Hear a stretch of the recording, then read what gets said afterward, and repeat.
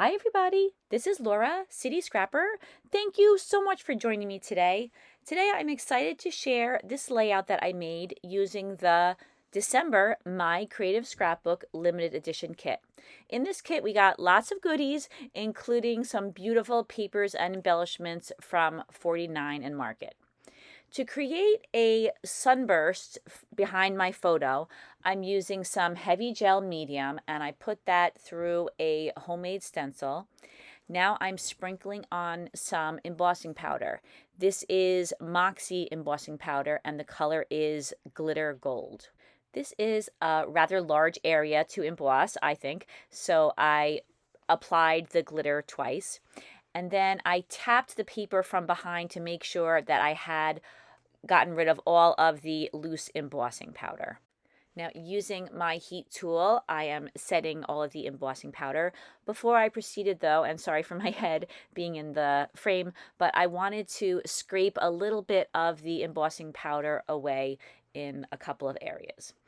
So then I went back to using the heat tool and I continued to apply the heat until all the areas had been embossed. The heat tool made the pattern paper buckle just a little bit, so you could see I played around with the paper a little bit and the page did end up laying flat. Often when the paper buckles or warps a little bit, I'll run it through my laminator to help flatten it out, but I usually only do that when I have just used sprays on the background, and if I use acrylic paint or embossing powder, I don't attempt to flatten it with the laminator. Oftentimes the acrylic paint will stick to the laminating plastic, so I just let those pages air dry. I wanted to add a gold matting to my photo, so I used my Creative Memories oval cutters and I cut out a large oval. I used my Versamark pad. I added a little bit of adhesive just to the edge of the oval, and now I'm using that same Moxy embossing powder to add a little bit of gold and a little bit of sparkle to this oval that I'm going to use to mat my photo.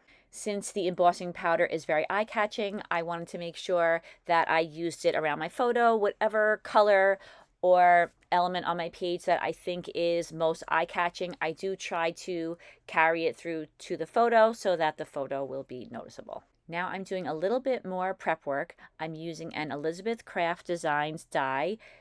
I bought this, I think, 2 Black Fridays ago, and they had a fantastic sale on their dies. They had a lot of titles, and I think I picked up most of them.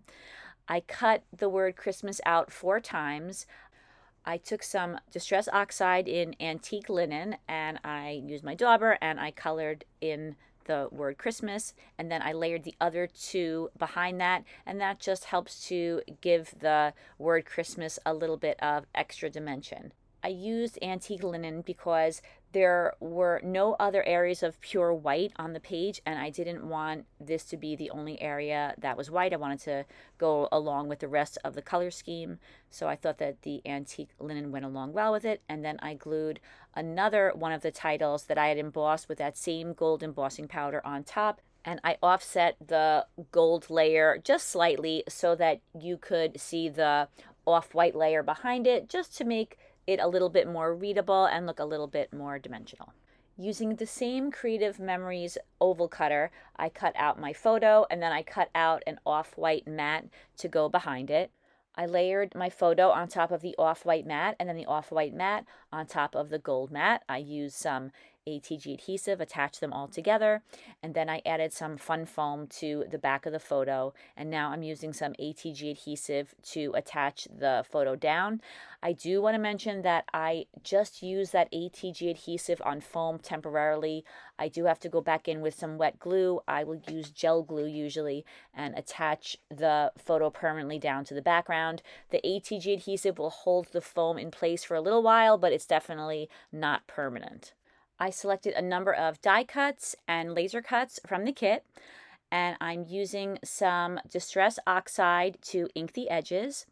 I used some fired brick to ink the edges of the red pieces, and then I used some Distress Oxide in Mowed Lawn to ink the edges of the green pieces.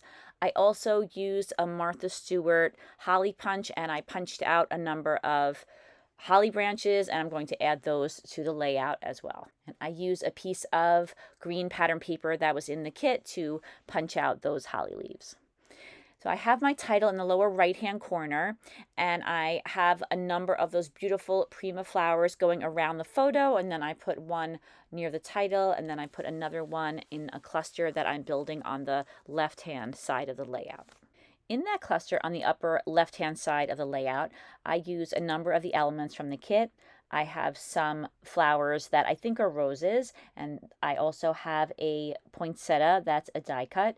Like I said, I have one of those Prima dimensional flowers, and then I also used some of the holly leaves that were in the kit as well. There were so many beautiful paper flowers in this month's kit. I was able to put a lot of flowers on all of my layouts, and they went very far. So for this layout, I not only have those Prima flowers on the right-hand side of the photo, but I also added a couple of additional flowers on either side of that cluster. And as I was adding the embellishments to the page, I was thinking that I wanted to add a little something on the lower left-hand side of the photo. I like the idea of having those branches that I have there kind of reaching down to the cluster that's on the pattern paper in the lower left-hand side, and just kind of continue the flow of the flowers from the top of the page to the bottom of the page. I wanted to give those holly leaves a little bit more dimension, so I decided to fold them. I'm using a palette knife, and I am making a fold down the center of each of the leaves, and I think that makes them look a little bit more realistic and go a little bit better with the dimensional flowers. I also included those large leaves that were in the kit this month, and I folded those leaves as well, and I just really like that little touch. I wish I had thought to do that sooner. I think it makes the leaves, and as a result, the clusters that they're in, come to life a little bit more. This photo is a photo of my older daughter Danielle on Christmas Eve of 2019, before all the craziness in our world started. I love these pictures, and I'm hoping to have a Christmas just like this one where everyone is together. And after the pandemic, it really seems much more special, and I really appreciate much more when we have a holiday that we can all attend. And hopefully everybody will stay healthy at Christmas time this year. I'm using some heavy gel medium, and I use the matte finish. I don't want it to be glossy in case some of it should show, so I like the matte because it kind of disappears when it dries. And I'm anchoring down those dimensional flowers with that medium. I'm also using some ATG adhesive to attach down some of the die cuts and laser cuts. I like to use the gel medium when the flowers are dimensional, and then I'll use the ATG when I'm just attaching something down straight to the page, paper to paper. And then, like I said, once again, I am going to have to go back in with some glue and put some glue on the back of that foam so that it will stay down permanently. The cluster in the upper left-hand corner took me a little bit of time to arrange just the way I wanted it. I felt that I was getting a little bit too close to the top of the page, so I lifted everything up and I shifted it down a little bit. And this is why I often like to use adhesives that are repositionable, at least for a short amount of time, because I will sometimes dislike where I've placed something on the layout, and I like the idea of being able to move it around a little bit. That's why I like to use the ATG adhesive more than, say, some liquid glue like gel glue when I'm gluing paper to paper. It just gives me the option to be able to say that's a little bit too far to the right or too far to the left, and then just pick it up carefully and put it where I want it to go.